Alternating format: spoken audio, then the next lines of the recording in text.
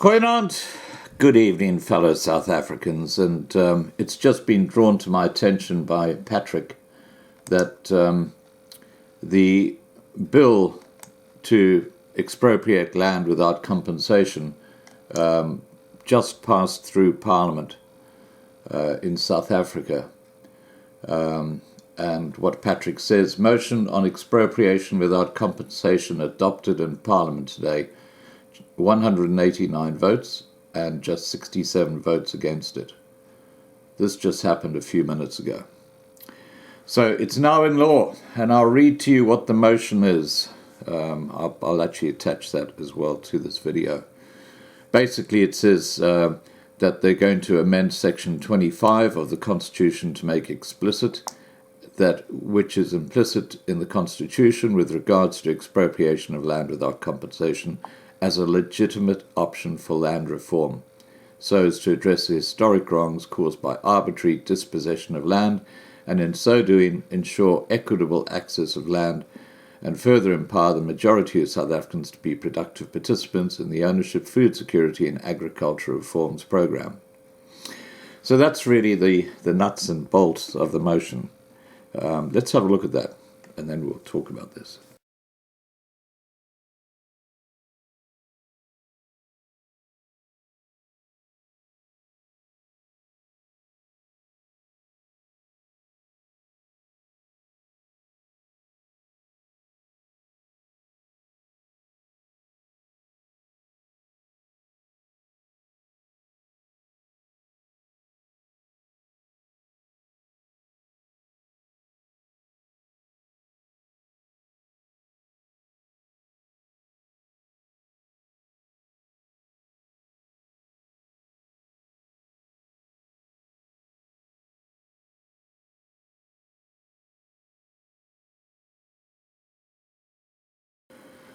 What is the impact of this bill going to be on South Africa?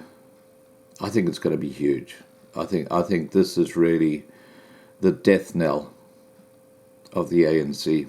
I think this is going to come home and bite them so hard. The impacts are going to be felt everywhere.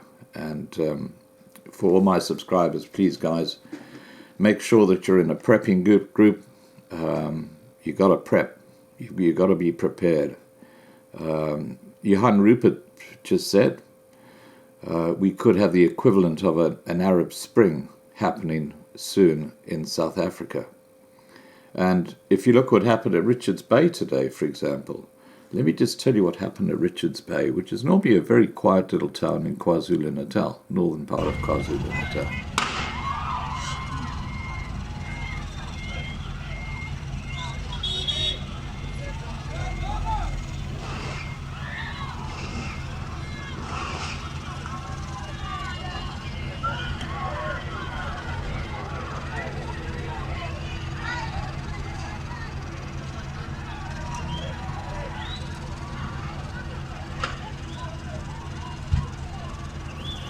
The video you just saw is of Richards Bay earlier today, and the unrest is linked to the murder last night of a prominent bus driver after he had been robbed and stabbed by alleged substance abusers.